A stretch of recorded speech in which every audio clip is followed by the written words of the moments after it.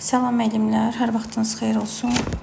Bugünkü mövzumuz olacaq nəzəriyyələrdən Piaget nəzəriyyəsi. Onu da qeyd edim ki, çox vacib mövzulardandır. Bəzi müəllimlərin çətinlik çəkdiyi mövzulardan biridir Piaget nəzəriyyəsi. Bu nəzəriyyələri sizə çox oxumağı və bir-birindən oxşar fərqli cəhətləri müəyyən etməyi tövsiyə edirəm. Çünki bu nəzəriyyələr olan həm sizin test mərhələnizə düşəcək nəzəriyyələr qəbula, həm də müsahibə mərhələsində demək olar ki, nəzəriyyələr soruşulur. Diqqətlə qulaq assaz, öz qeydlərinizi götürsəz, əminəm ki, elə bu izah vasitəsilə dərsi öyrənəcəksiniz. Elə isə başlayaq. Deməli, baxın, mən burada qısa şəkildə Piaget haqqında məlumat verim. Jean Piaget kimdir? Düzdür, hər dəfə qeyd edirəm mən. Ümumiyyətcə, bu pedaqoqların, psixoloqların, məsələn, tərcüməyi halıdır, avtobiografiyası düşmür. Test mərhələsində müsahibədə əsas mahiyyəti nədən ibarətdir, hansı mərhələləri var, bax bunlar düşür. Ancaq mən sizə əlavə məlumat olsun deyə, dünya görüşü olsun deyə sizə əlavə məlumat verirəm. Kim də istəsə, yəni internet müasir dövrdə daha çox əl çatandır, özü də araşdırıb, əlavə məlumat istəsə, axtarıb araşdıra bilər. Deməli, Jean Piaget İsveçrədə doğulmuşdur, kiçik yaşlarından təbiət elmləri ilə maraqlanmışdır. 10 yaşında etdiyi müşahidələr sadəcə universitet kitablarında izah olunmalı hadisələr idi. Jung'un tələbəsi olmuşdur, nəzəriyyəsi 50 ilə yaxın müşahidələrə əsaslanmışdır. Nəzəriyyəni genetik epistemologiya olaraq adlandırılırdı. Ona görə də psixologiya, fəlsəfə və biologiya arasında halqadır. Deyilənə görə Piaget uşaqların düşünmə tərzinə ciddi yanaşan ilk elm adamlarındandır. Time jurnalı Piaget'ini 20-ci əsrin ən önəmli 100 elm adamları sırasına daxil etmişdir. Deməli, Piaget Alfred Binet və Simonun zəka testləri ilə maraqlanmış və belə deyək, müşahidələr aparmışdır ki, niyə uşaqlar həmişə eyni belə deyək, yanlış cavablar vermişdir və bunu çox maraqlandırmışdır və başlamışdır bunu araşdırmağa. Bu onu uşaqların kognitiv inkişafı mövzusu üzərində işləmək üçün daha da həvəsləndirmişdir. Baxın, ola bilər ki, Piaget nəzəriyyəsinin adı olar rast gələ bilərsiniz, kognitiv inkişaf nəzəriyyəsi və yaxud da ki, idraki inkişaf nəzəriyyəsi. Yəni, bunlar sinonim sözlərdir. Nəzəriyyə kognitiv inkişaf nəzəriyyəsi adlanır. Və sadə dildə izah eləsəm, belə deyə bilərəm ki, yəni Piaget İsveç psixoloqu olmuşdur. O, uşaqların öyrənməsinə, daha doğrusu, öyrətməyin əleyhinə idi. Deyirdi ki, uşaqlara hər şeyi hazır şəkildə verməyin. İmkan verin ki, özləri oxusunlar, özləri kəşf etsinlər, belə deyək, tədqiqat aparsınlar, araşdırsınlar. Yəni, özləri öz sözü, ümumiyyətcə, Piaget'in açar məqamını yadınıza saxlaya bilərsiniz. Yəni, Piaget praktikanı əsas götürürdü. Piaget uşağın beyni mərhələlərdə inkişaf etdiyini öyrəndi. İdraki kognitiv konstruksiyaya əsaslanırdı.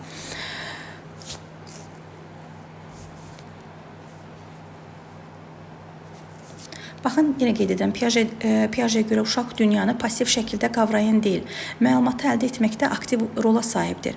Uşaqlar yalnız öz kəşf etdikləri şeylə həqiqi mənada qavraya bilirlər. Onlara nə isə tələsik öyrətməyə cəhd etdiyimizdə bu şeylər onların özlərini kəşf etməsinə mane olmuş olaraq qeyd edirdi.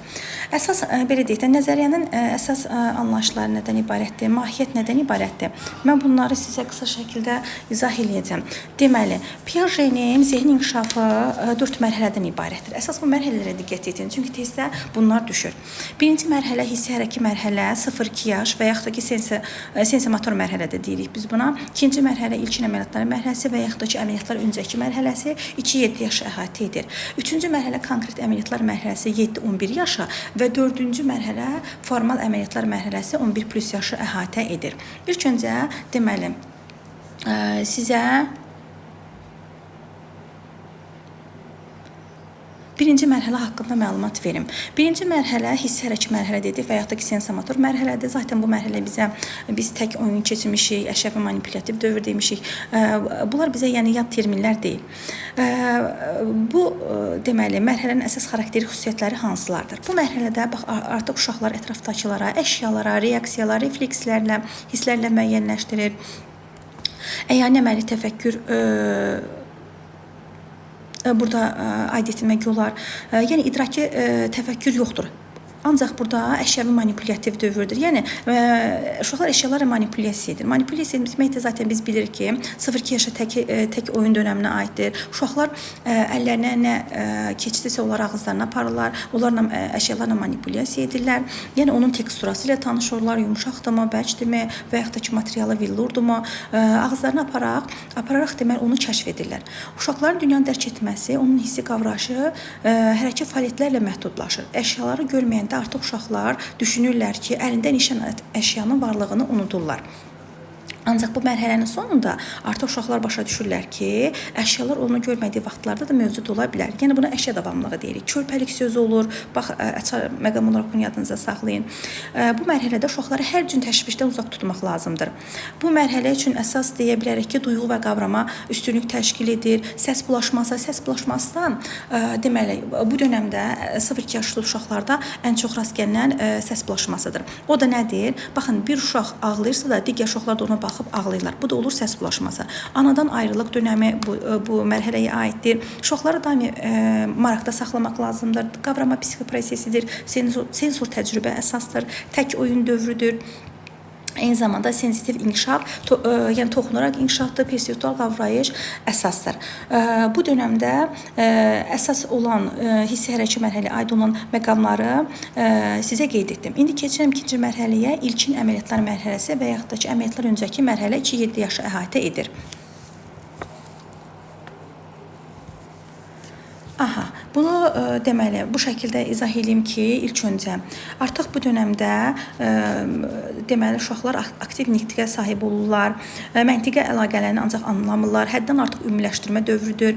Bir də bizim indiki məktəbəqədər dönəmimiz sırf bu mərhələyə aiddir. Uşaqlar həddən artıq ümumiləşdirmə dönəmidir. Başqasının yanaşmasının fərqinə varmırlar. Çünki bütün prosesin içərisində uşaqlar mərkəzində özlərini görürlər. Egosentrik dövrdür, mən mərkəzli dövrdür. Eyni zamanda bir şeyə fokuslana bilirlər.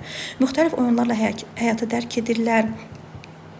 Bax, bu dönəm üçün yenə qeyd edirəm, artıq uşaqların dili sürətlə inkişaf etməyə başlayır. Uşaqlar simvollarla, məsələn, simvolik oyunlar, biz sizdən keçmişik, simvolik oyunlar oynayırlar. Simvolik oyunlar, yəni xəyallı oyunlar oynayırlar. Egosentrikdir, mən mərkəzcilikdir. Bax, bu dönəm üçün bir daha qeyd edirəm ki, bu dönəmdə çox terminlər var. Terminlərin əksəriyyəti deməli ikinci mərhələ, ilkin əməli yaxud əməliyyatdan öncəki mərhələyə aiddir. Diqqətlə qulaq assanız, mən sonunda bu deməli terminlərin hər bir izahını qısa şəkildə sizə verəcəyəm. Egosentrizmdir, animizmdir, sentrasiyadır. Bax, bunların hər biri bu dönəmə aiddir. Egosentrizmi zaten qeyd etdim ki, mən mərkəzcilikdir. Uşaq elə bilir ki, hamı dünya onun gördüyü kimi görür, hamı onun gördüyü kimi hiss edir. Sanki dünya mərkəzində özünü görür. Animizm isə uşaqlar cansız əşyalara canlıların xüsusiyyətlərini yükləməsidir. Və yaxud da ki, canlı-cansız uşaqlar qarışdırırlar. Məsələn, nümunə olaraq deyə bilərəm ki, uşaq deyir ki, mişqamacıb, gəlinciyim, küstü, ağladı, onu yatırdıram. Və yaxud da ki, bunu biz öz məşğələmizdə də istifadə edə bilərik. Uşaqların diqqətini cəlb etmək üçün motivasiya prosesində məsələn gəlincikdən istifadə edə bilərik. Sanki gəlincik danışır. Bax, bunlar animizmdir. Yəni uşaq artıq cansız əşyalara canlıların xüsusiyyətlərini yükləməsidir. Sonra əsas deməli sentrasiyadır. Yəni öz fikirlərini əsas tuturaq hadisə haqqında nəticəyə gəlirlər. Yalnız gördükləri əsasında məhdud təcrübə olur da, çünki bunlarda təcrübələri məhdud olur. Ona görə də həddən artıq ümumiləşdirmə dönəmi budur. Ekvilibriumdur, assimilasiyadır, adaptasiyadır, sinkretizm baş verir. Bunların hər birinin izahını verəcəm birazdan. Daha sonra qeyri-ixtiyari puzzle yığırlar, rollu oyunlar bax bu dönəm üçün xarakterikdir. İntuitiv düşünmə, intuitiv düşünməni də bax sadə dildə izah edeyim ki, uşaqlar məsələn 1-dən 10-a bu dönəmdə sayırlar, ondan geriyə ancaq saya bilmirlər.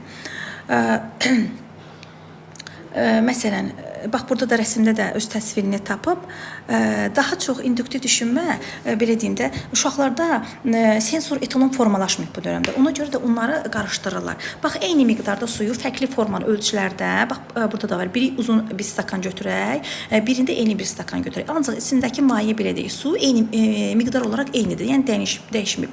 Uşağa desək ki, bunların içərisində hansında daha çox maye var? Bu uşaq həddən artıq ümumiləşdirmə dönəmində olduğuna görə uzun stakanda olan suyu çox olduğunu iddia edəcəkdir. Çünki o yalnız bu xüsusiyyəti hündürlüyə diqqət yetirir. Və yaxud da belə bir nümunədə deyim ki, eyni ölçülü plastilində birini biz top kimi yumrulayırıq, birini isə ilan kimi uzadırıq və uşağa ancaq miqdar olaraq eynidir. Uşağa sual versək deyəcək ki, uzun olan daha çoxdur. Və yaxud da ki, bir nümunədə deyim, uşağa iki deməli insan göstərək. Biri yaşlıdır, alçaq boyludur. Biri amma cavan insandır, hündürdür. Desək ki, hansı yaşlıdır? Uşaq hündür olan deyəcək ki, onun yaşı daha çoxdur. Yəni həddən artıq ümumiləşdirmə dövrüdür. Daha sonra intuitiv düşünmədir. Uşaq yenə qeyd edirəm, 1-dən 10-a qədər və yaxud da 20-yə qədər sayır, 20-dən artıq geri saya bilmir. Egosentrik düşünmə bu mərhələyə aiddir. Animizmdə zaten qeyd etdim, monoloq tipli danışıqdır. Sonra mən konsepsiyası daha çox inkişaf edir. Bu dövrdə uşaqlarda sensor etalon formalaşmayıbdır. Bir də sinkretizm var. Sinkretizm demək olar ki, bu mərhələyə aiddir. Bu da yəni dəxilsiz səbəb-nəticə əlaqələri gətirməsidir. Məsələn, uşaq deyir ki, mən bu gün ağ giydiyimə görə qar yağdı. Görürsüz, əlaqəsiz səbəb-nəticə gətirməsidir. Və yaxud da ki, uşaq deyir ki, eyni anda qapı döyülür və həmin anda da telefona zəng gəlir. Uşaq bu zaman qeyd edir ki, qapının döyülmə səbəbi telefonun zəng çalmasıdır. Bu olur sinkretizm.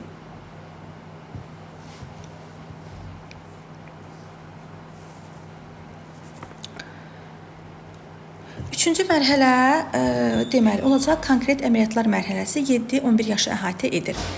Artıq bu mərhələdə uşaq induktiv düşünür. Yəni biri var induktiv düşünmə, biri var deduktiv düşünmə. İnduktiv düşünmə baxın, uşaq ilk öncə sadalayıram. Məsələn deyirəm ki, alma, armud, heyvanlar bunların hamısı meyvədir. Bax bu olur induktiv düşünmə. Sonra artıq uşaqlar bu mərhələdə təsnifata bölür, kateqoriyaya ayırır, qruplaşdırır.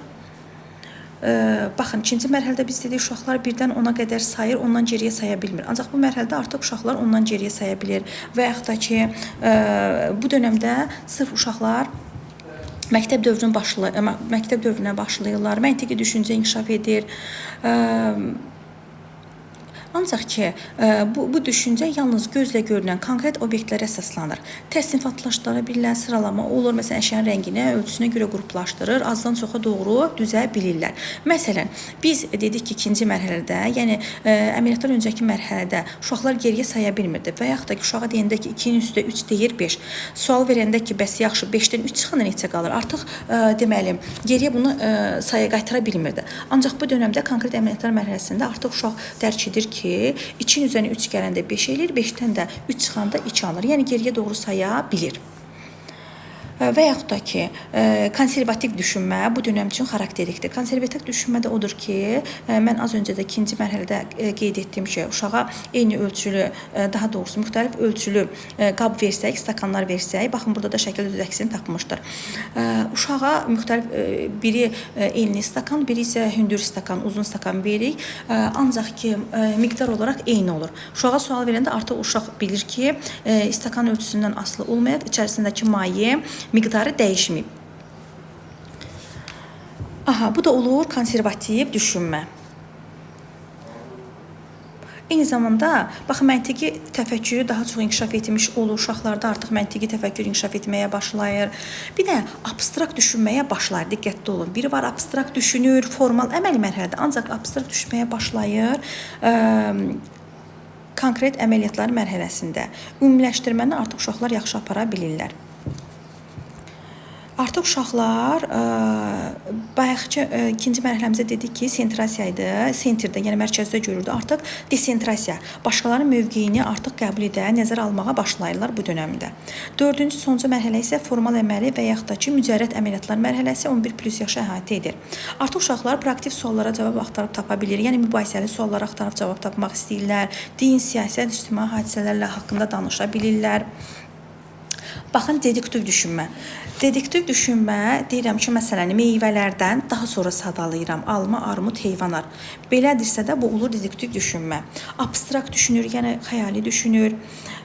Hipotetik düşünmə bu dönəmə aiddir. Tənqidi təfəkkür artıq uşaqlarda formalaşır. Problemli situasiyalar həll edə bilirlər. debatlarda iştirak edirlər. Ən çox yeniyetməlik dövrünə təsadüf edən bu mərhələdə artıq uşaqlar mücərrəd, yəni abstrakt və hipotetik düşüncə formalaşır. Abstrakt düşüncə sevgi, ədalət, azadlıq, zaman, yenə gözlə görünməyən anlayışlar haqqında uşaqlar artıq dərk edir, mühakimə yürüdə bilirlər. Və hipotetik düşünmə dedik fərziyyə, ehtimal irəli sürmələrdir. Artıq uşaqlar elmə yanaşma, məsələn, əgər uşaq deyir ki, bu bitkiyə məsələn belə qulluq edirəmsə də, bu deməli yaxşı olacaq. Buna məsələn su verirəmsə də, işıq normal düşürsə də, deməli bu bitki yaxşı inkişaf edəcək. Və yaxud da bitki quruyubsa da artıq uşaq onu bilməlidir ki, nə üçün quruyub, yəni buna su vermirəmmi və yaxud da ki, vaxtında sulamıram, işıq düşmürsə, deməli bunun quruma səbəbi bu imiş. Bax, bunların hər birini artıq uşaqlar formal əməliyyatlar mərhələsində deməli uşaqlara aydın olur. İndi müəllimlər sizə qeyd edirəm. Bircə dəqiqə. Dedim ki, sonda sizə qeyd edəcəm. Aha, bunu istəyirdim elə. Terminlər. Baxaq görə əsasən terminlər hansılardır? Əsas birinci terminimiz sxemlər, şmetalardır. Bax, bunu siz necə yadınızda saxlayın. Şmeta sanki insanın, uşaqların beynidir. İnsan beyni şmetalardan ibarətdir. Yəni, əqli göstərici və ya konseptlərdir. Uşaqlar yeni məlumatlar əldə etdikdə onlar şmetanı, sxemləri müntəzəm olaraq yaradır, dəyişdirir, təşkil edir və yenidən qururlar. Ətraf aləmi anlamaq üçün beyində müəyyən çərçivədə olan bilik toplusudur. Yəni ki, bu şmeta insan beynidir. İnsan beynində olanlardır. Bəzən olur ki, uşaqlar doğulan zaman onun şmetaları zədələnir. Bu da öyrənmə əyliliyi deyirik ki, öyrənmə prosesində ciddi bir zərbə indirmiş olur. Və yaxud da ki, uşaq doğulanda şmetalar çox yaxşı, güclü şəkildə doğulursa da, deməli, çox istedadlı bir uşaq olacaqdır gələcəkdə. Aha, baxın, bu necə qeyd edeyim sizə? Var assimilyasiya, var akademasiya. Sxemlərdə, yəni şmetalarında uşaq ilk dəfə pişiyi görüb həyətdə pişiyi tanıyır. O artıq bilir ki, pişikdir, pişik dörd ayaqlıdır, ev heyvanıdır, bunu artıq uşaq bilir. Uşaq zooparka gedir, ilk dəfə gördüyü bir heyvana, tutalım, pələng balasıdırmı, şir balasıdırmı, onu görür, bənzədir pişiyə. Çünki onun şmetalarında pişik formalaşıb. O da bəbir balası və yaxud da şir balası pişiyə bənzədiyinə görə uşaq ona başlayır, deyir ki, bu da pişikdir. Bu, deməli, assimilyasiya bənzətmədir. Bax, bu şəkildə yadınızda saxlaya bilərsiniz. Deməli, bu gündə bizim özümüzdə də assimilasiya prosesi baş verə bilər. İlk dəfə görəcəyimiz hər hansı bir deməli meyvəm olsun və yaxud da ki, əşyam olsun, biz öz beynimizdə olan hər hansı bir tanıdığımız əşyaya onu bənzədirik. Bu olur assimilasiya. Bax, uşaq ilk dəfə gördüyü bunu pişiyə bənzətdi, assimilasiya prosesi baş verdi. Ondan daha böyük təcrübəli bir insan və yaxud da ki, müəllim artıq ona izah edir ki, pişik deyil, aslan balası aslan balasıdır. Artıq uşaq onu, belə deyək, dərk edirsə də, onları fərqləndirə bilirsə də, deməli, uşaqda akademasiya prosesi baş verdi. Artıq uşaq pişik görəndə pişik və yaxud da ki, belə deyək, başqa bir nümunə göstərim. Bax, uşaq nəyi deyim, atı tanıyır. Atı tanıyır, artıq bilir ki, at dörd ayaqlı heyvandır, atı artıq şmetalarında at kimi qəbul edib. İlk dəfə zooparka gedəndə, zebranı görəndə onu, deməli, ata bənzədir. Bu olur assimilasiya prosesi. Onun valideyni və yaxud da ki, müəllim artıq ona izah edir ki, at atdır, bu zebradır. Artıq uşaqda akademasiya prosesi baş verdi. Ümid edirəm ki, bu sizə aydın oldu. Bax, öz təcrübümdən də belə bir nümunə çəkim sizə. Deməli, mənim övladım 2 yaş yarımlıq idi. O evdə top oynayırdı. Bu bilirdi artıq ki, top nədir? Top yumrudur, oyuncaqdır, bu bundan oynayır. Bir gün həyətə axşam çıxanda göydə ayı gördü. Dedi ki, bax, ana, ay. Daha doğrusu, bax, dedi ki, ana, bax, top. Deməli, o ay yumru oldu ona görə. Onu bənzətdi topa. Mən dedim ki, yox, o deməli, aydır, top deyil, top bax budur, sən əlində oynatdığındır. O ay, təbii ki, mən onu ətraflı detallı şəkildə izah etsəm, zaten onda təfəkkür inkişaf etmədiyinə görə o onu anlamayacaq ki, mən ona desəm ki, o səma cismidir, aydır belə, ancaq mən ona izah elədim ki, o aydır, o top deyil, o yumrudur, göydə olur. Artıq bir neçə müddətdən sonra, bir neçə gündən sonra yenə top əlində oynayırdı. Bayıra çıxanda gördü ki, yenə ay var, dedi, bax ana, o aydır. Bu da topdur. Deməli nə oldu? İlk dəfə görəndə ayı topa bənzətdisə, uşaqda assimilasiya prosesi baş verdi. Mən ona izah edib ay topa top izah eləyəndən sonra artıq uşaqda akademasiya prosesi baş verdi. Artıq o ayı görəndə top demir. Bax bunu bu şəkildə yadınızda saxlayıb əlaqələndirib yadınızda saxlaya bilərsiniz. Deməli, sinkretizm sizə izah edeyim. Sinkretizm dedik ki, əlaqəsiz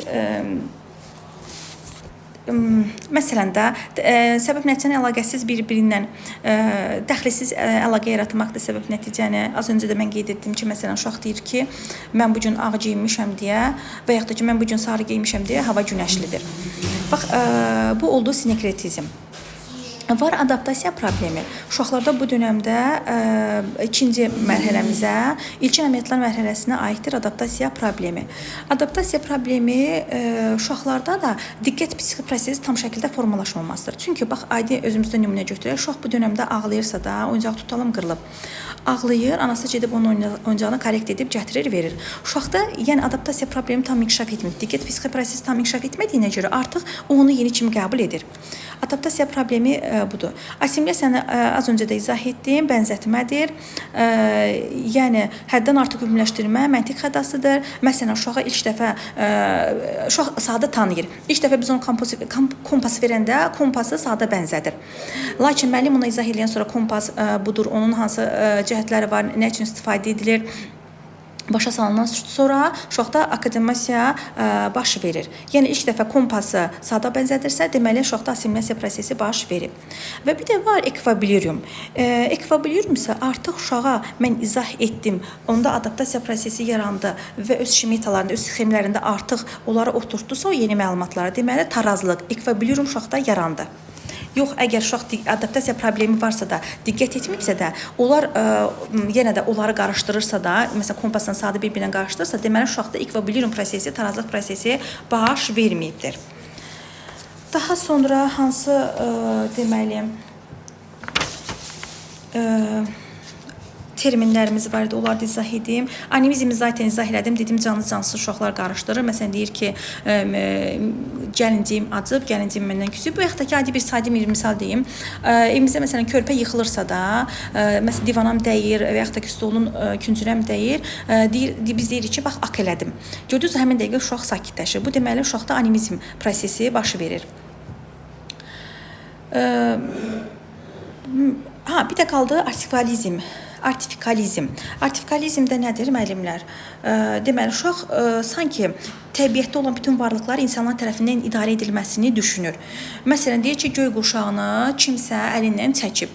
Bu oldu artifikalizm.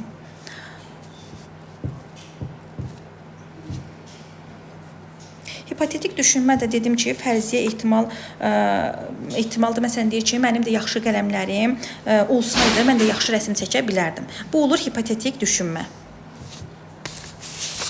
Bu qədər müəllimlər bugünkü izahım.